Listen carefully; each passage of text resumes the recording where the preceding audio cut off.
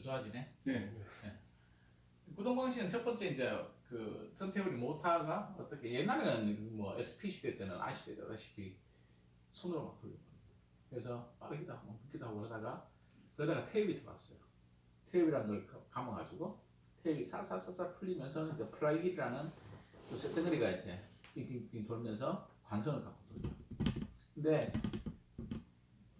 그렇게 했던 그 시대는 SP 시대였어요.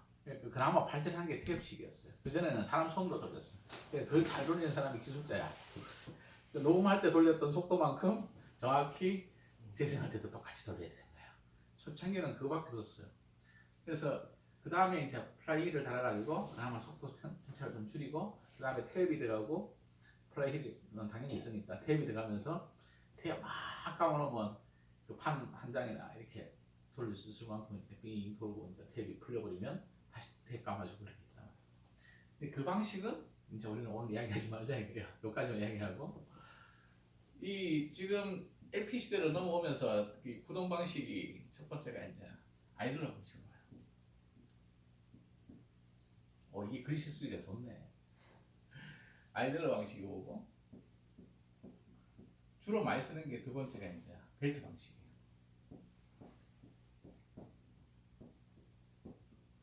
요즘 와서 많이 쓰죠. 옛날에도 좀 있긴 했는데 초창기에는 벨트 방식이 별로 많지 않았어요. 주로 아이들로 방식이 많았어요. 그리고 요즘 많이 그 뭐 일본 애들 때문에 많이 했던 다이렉트 드라이브가 있죠.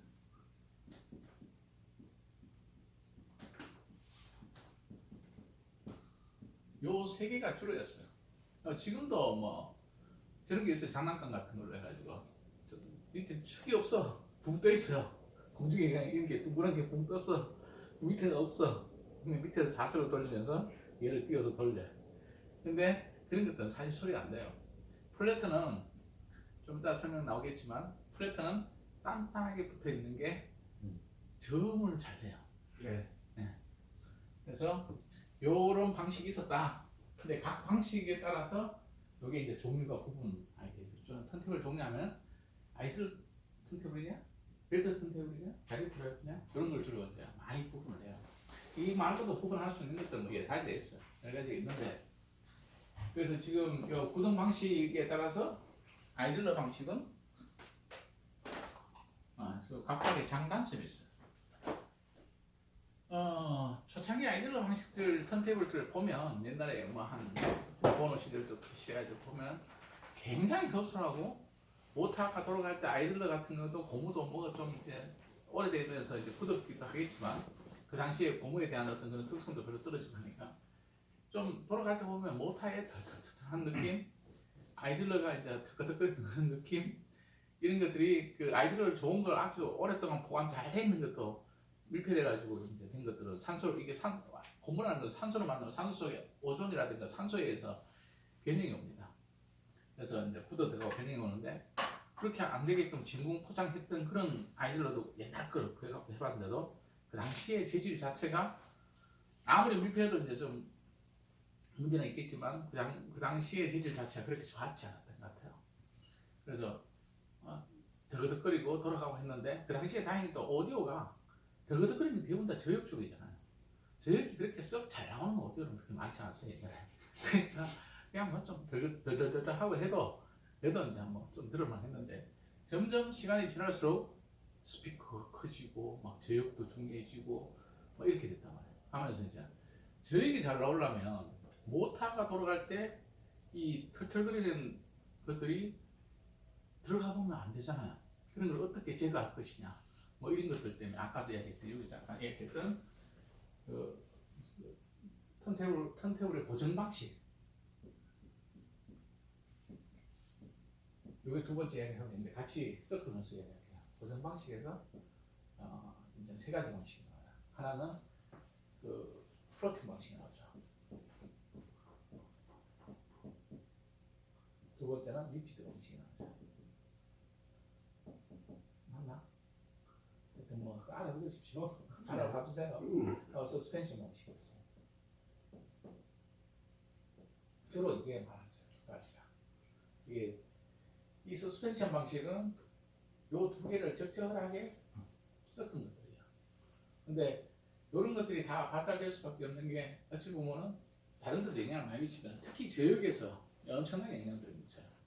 그래서 이제 이런 것들이 계속 이제 좀 지역이 너무 더덕거리고 하니까 어떻게 좀 이렇게 띄워서 출렁거리고 스프린트 하면 좀 나아질까? 뭐 아니면 이렇게 해볼까? 저렇게 하다 보니까 이런 방식도 나오고 저런 방식도 나왔어요.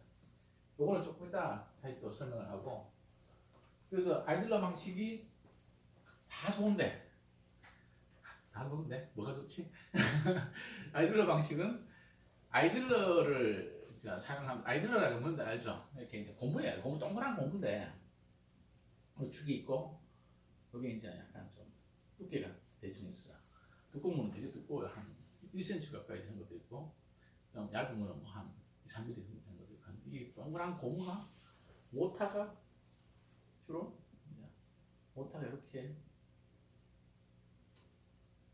이건 풀이에요. 이 밑에 이제 모타 같은 게 붙어 있어요. 그래서 여기 돌아가요.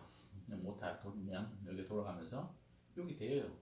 근데 동그란 거는 아까 봤으니까 입체가 아니고 평면으로 그리면 이 아이들러가 이렇게 된 축이 이렇게 돼 있는 아이들러가 고무가 여기 돌면 여기 다 원통이란 말이에요. 원통이니까 돌면 얘를 붙여가지고 맞추려고 해서 이렇게 돌아요.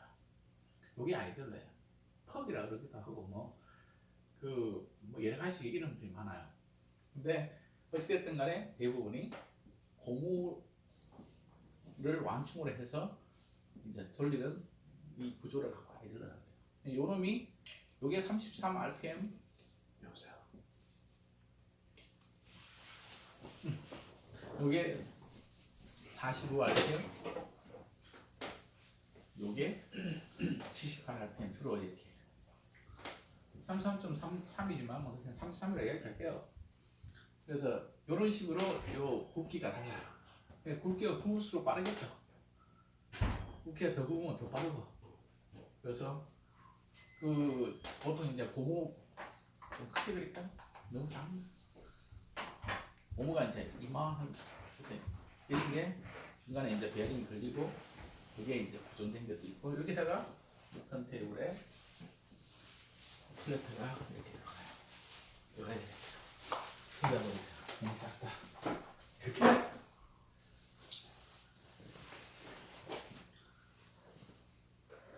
그래서 플래트 아이들러 타입들은 다 안쪽에 대부분 다 비어 있어요. 왜냐하면 여기 들어가야 되기 때문에, 요 부분이 들어가야 되기 때문에. 그래서 이제 대부분 이렇게 치마처럼 이렇게 돼 있죠. 아이들러 타입들은. 이런 타입으로 해가지고 요게 이제 떠끄덕 올라가지고 여기부터 갖고 밀면 얘가 속도가 좀 늦게 33.3 rpm 돌아가고 얘가 좀 큰 데로 오면 올수록 점점 빨라져요. 그래서 아이들러가 오락내리라 대체적으로. 그래서 뭐 특이하게 한 게 본 거는 모타가 아이들러가 위치를 잡고 있고 모타가 오락내리를 한 것도 보이고 봤는데 이름도 없는 거고 계열표도 없는 거라서 이렇게 돼 있어요. 대부분이 이렇게 돼 있고 아이들러 드라이버 중에서 나중에 나온 것들 중에 훌륭한 제품 4가지가 있습니다. 요렇게 되다 보니까 요거는 지금 팁인데 아이들러 드라이브 중에서 소리가 좋은 놈이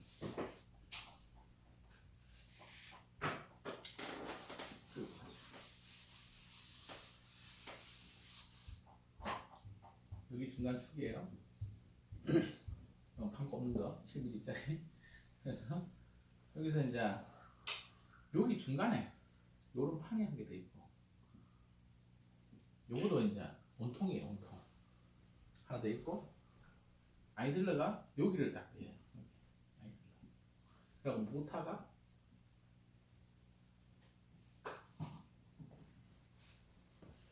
모타 풀리에요. 풀리 아이들러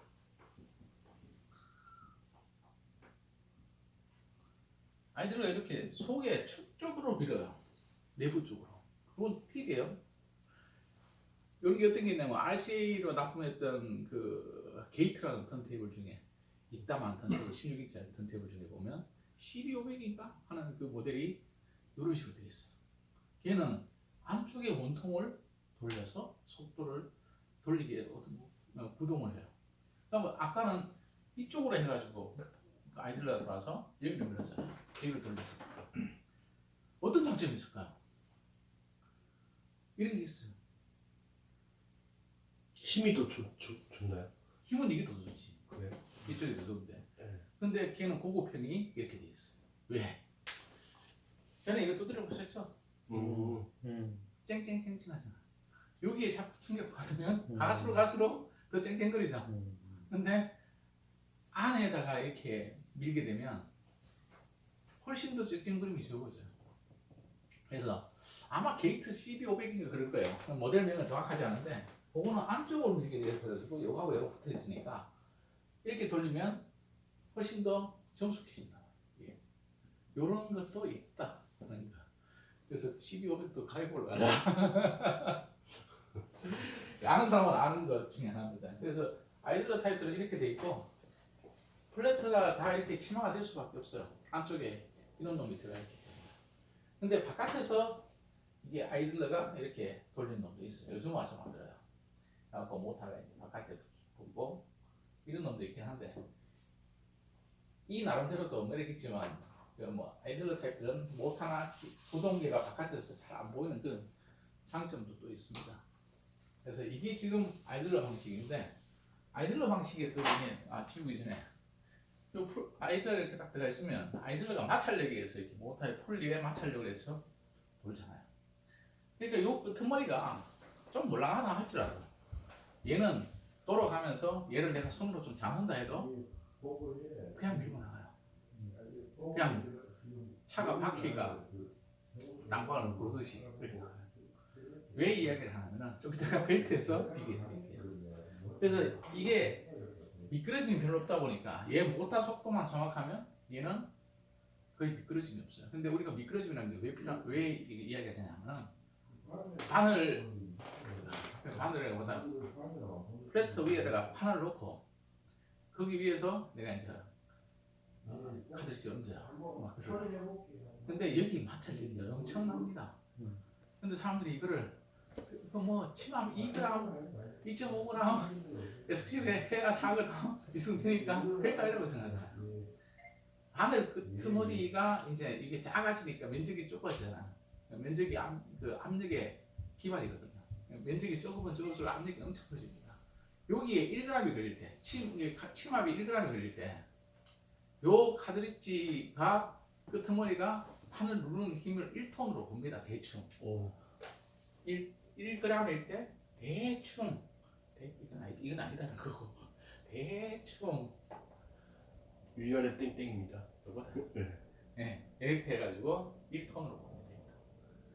왜냐면은 이 바늘 끝은 작기 때문에 1톤으로 봐요. 그래서 4g이면 4톤의 힘이 눌러져 있어요. 그럼 SPU 같은 거 걸어놓고 판 밑에다가 그 매트 같은 찐득한 이런 것들 고무를 빼고 그냥 얹어놓으면 판이 그냥 이렇게 어느 정도 돌 때도 속도가 왔다 갔다 하지만 저기다가 좀 이제 그 막 총주라든가 이렇게 마찰력이 좀 센 부분 틀면 판이 안 가요. 안 돌아. 밑에는 돌고 판은 미끄러져 버려. 매트가 없을 때. 헛돌네 그죠. 예, 헛돌게 돼. 그러니까 바늘 그 카트리지 스타일러스의 그 이제 팁이 이 마찰을 하는 게 장난이 아니라는 거예요. 작은 힘이 아니에요. 굉장히 커요. 그 힘 때문에 안티 스케이팅이 생겨요. 안티 스케이팅도 미리 약을 쳐놨어요. 이게. 근데 이제 얘는 벨 미끄러짐이 없이 덕을 안 나는 거야. 근데 여기서 설명하면서 같이 하죠. 벨트 방식은 대체적으로 이제 벨트도 두꺼운 벨트를 갖고 이게다 걸잖아요. 이따가 벨트를 이렇게 해가지고 원형으로 해서 이렇게 해서 이렇게 모터 대부분 모터가 빠르니까 모터가 작아요. 하고 플래터에서 이렇게 감잖아요. 그러니까 여기 이게 플래터라고 하면 여기다가 이렇게 고무가 이렇게 동그란 고무가 붙거나 아니면 나타난 고무가 붙거나 이렇게 이렇게 해서 얘를 모터까지 이렇게 위에서 보면 이렇게 되고 옆에서 보면 이렇게 돼요.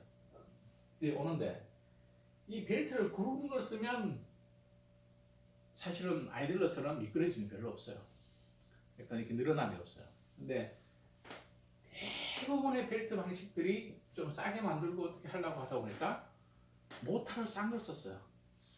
비싼 거 쓴 것도 있긴 하지만 그러다 보니까 모타의 진동이라든가 이런 것들을 벨트가 먹어버리게, 벨트가 흡수를 해버리게 그렇게 많이 설계했어요.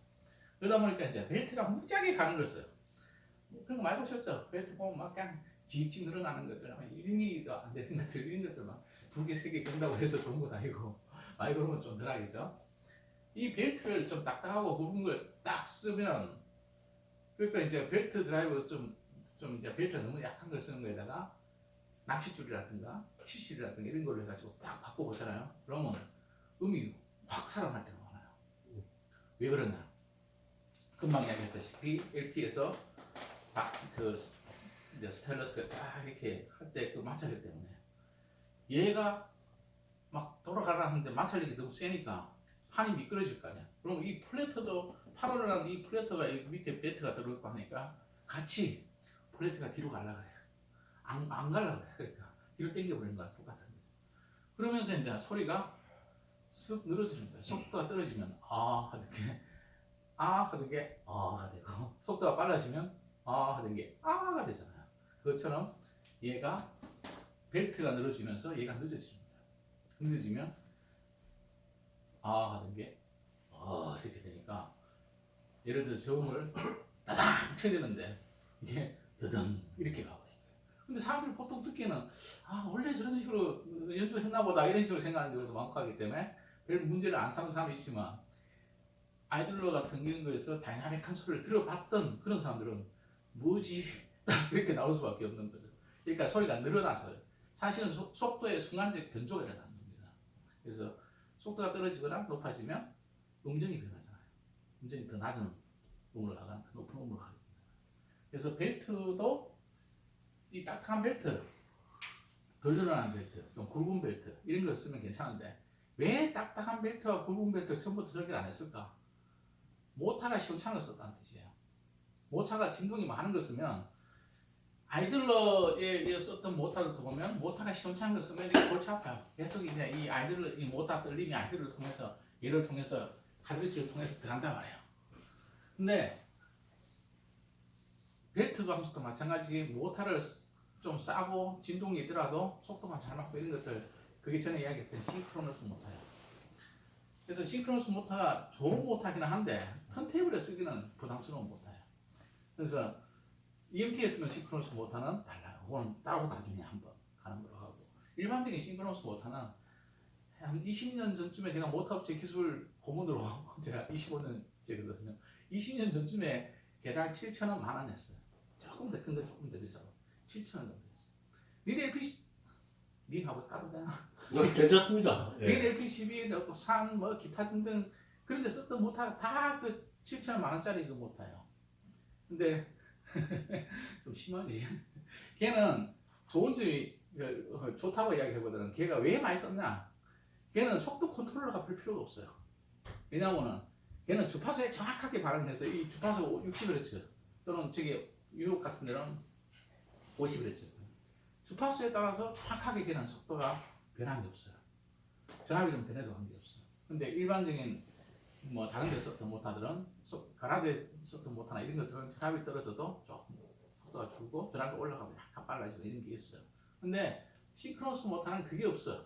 전압이 약간 변동해도 그냥 뭐 주파수만 이게 흔들리지 않으면, 옛날에 우리나라 주파수 흔들렸어요. 60Hz가 아니고 막 이렇게 왔다 갔다 하고 좀 했는데, 어느 나라든 간에 이제는 주파수 흔들림이 생각보다 거의 없어요.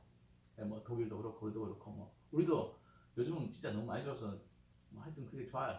근데 그러다 보니까 요거를 잠깐 지우고,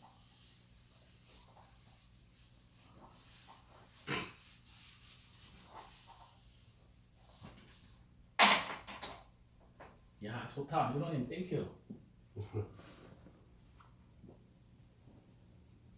요 모타가 이제 그 싱크로너스 모타면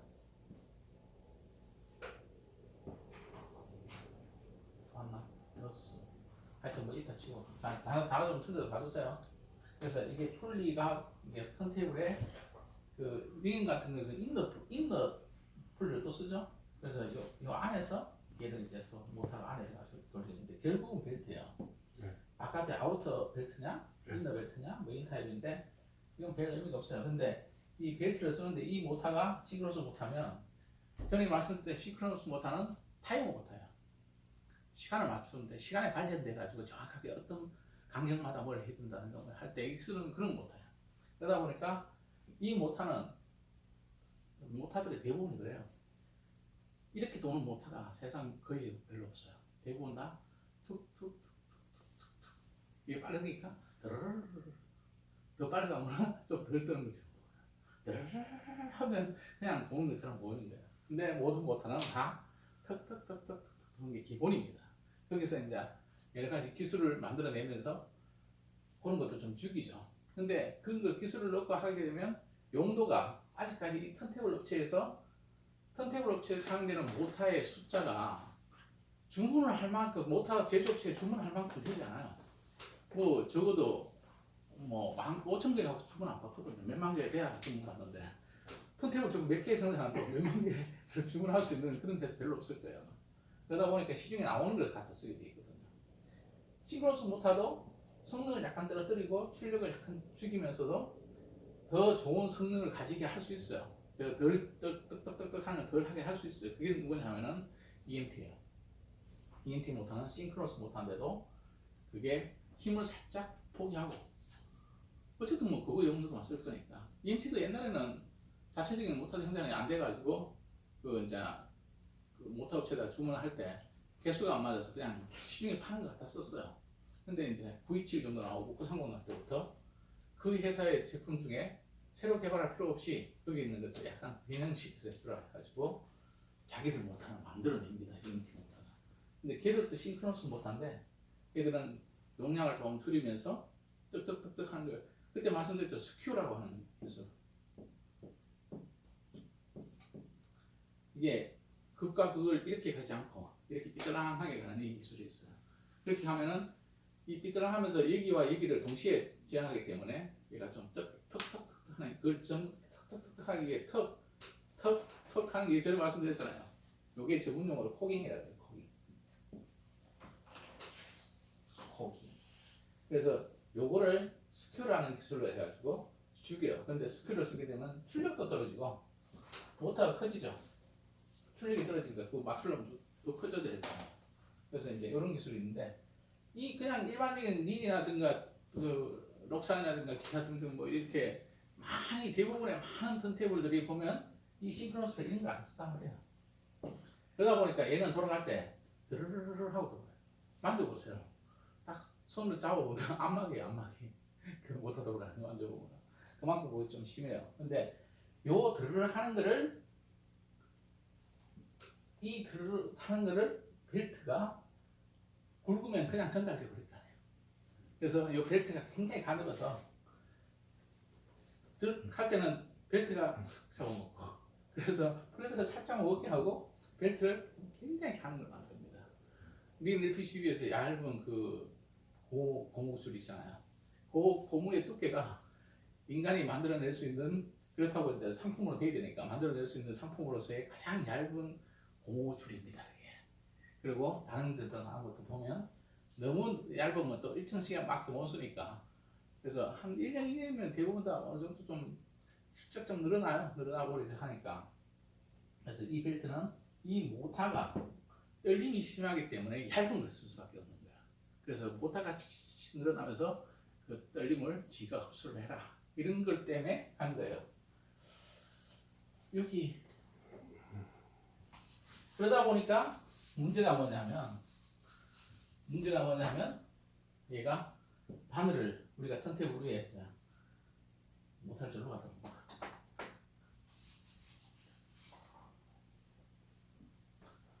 못합니다. 이렇게 했는데 손 하나 들어서 좀 보여야지. 이렇게 해가지고 가르쳐 얹어갖고 했는데 심압이 이제 한 4g 걸렸다. 좀 극단적인 걸 이야기할 수 있어요. 그러면 심압 바늘 끄트머리 스테인리스 끄트머리에 힘이 4톤이라니까요. 4톤으로 봐요 압력을. 그래서 침합 1g일 때 4톤으로 가요. 야 1g일 때 1톤으로 가요. 대충 똑같지는 않고 조건에 따라 조금 달라지고 하는데 그러다 보니까 이게 돌라고 하는데 막 총주 부분이 나오고 막 이렇게 마찰력이 되게 큰 부분이 나왔어요. 그러면 얘가 마찰력 때문에 여기서 이렇게 못 가고 이렇게 당긴다고 해요. 당기면 얘가 속도가 슥 죽는데 아이들러 같은 경우는 이럴 때도 치고 나가버려요. 그래서 아이들러도 대체적으로 모터가 조금 더 커요. 용량보다. 근데 이게 벨트들은 이게 치 늘어나면서 이게 그냥 이게 치 늘어나면서 얘가 그냥 속도가 치 늘어서 그래서 소리가 따당 했는데 허성 이렇게 하는 겁니다. 음정이 낮아져 버려요. 낮아져. 그래서 벨트는 이런 문제가 있습니다. 그리고 벨트를 잘 만들면 이제 아이들러보다는 조금 더 정숙성이 조금 더 뛰어나요. 정숙성이 약간 더 뛰어난데 아이들러도 잘 만들면 정숙성 좋아요. 근데 대체적으로 대충 만들어도 기본적으로 정숙성이 좀 더 낫다. 이걸 말씀드립니다. 그래서 벨트 타입도 벨트가 모터를 좋은 걸 쓰면 벨트를 굵은 걸 쓸 수 있어요. 굵고 두꺼운 걸 쓸 수 있는데 아까 이야기했던 뭐 치실 같은 거라든가 이런 걸로도 할 수 있다. 하고 나면 이런 소리가 나네 했는데 모터가 시원찮기 때문에 대체적으로 자 좋은데 했는데 나머지 중고역 쪽에 가면은 이건 또 별로네. 제 입은 좋아졌네. 뭐 이런 식이 나오는 거예요. 그리고 이제 다이렉트 드라이브 턴테이블들은 제가 주로 표현할 때 어떻게 표현하냐면 백조라고 표현해요. 백조. 수완. 아따 되게 멋있다. 되게 좋아 보이죠. 백조. 근데 이 백조라고 얘가 왜 붙였냐? 백조가 물 위에 이렇게 탁 이렇게 보면은 물이 조금 흘러가는데도 이렇게 탁 쏘갖고 와하게 그냥 쫙 이렇게 있잖아요.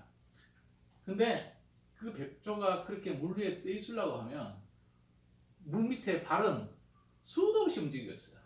수평 맞춰야지, 뭐 해야 되지, 물살 맞춰야지, 위치 맞춰야 되지. 계속 이러고 있거든요. 그래서 백조라고 이야기하는 이유가 겉에는 우아하지만, 겉에는 속도가 맞는 것처럼 보이지만 사실 그 속도를 맞추기 위해서 내부에서는 발짓을 너무 많이 하고 있다는 뜻을 의미해서 제가 백조라고 제가 붙인 이름입니다. 근데 이 말은 뭘 의미하고 있냐면은 요거는 이제 듣기 힘든 이야기인데 제인데서 들을 수 있어요. 저는 모터업체 기술 이사로 사회 이사예요. 기술 고문이에요. 고문으로 이제 애들 교육도 시키고 뭐 이런 거 하고 뭐 납품이 안 되면 납품 가지고 밤새 가고 해결해주고 이런 거 했던 사람인데 모터 업계에서 가장 어려운 기술이 두 가지가 있어요. 모터에서 두 가지인데 하나가 뭐냐면 이제 그 저속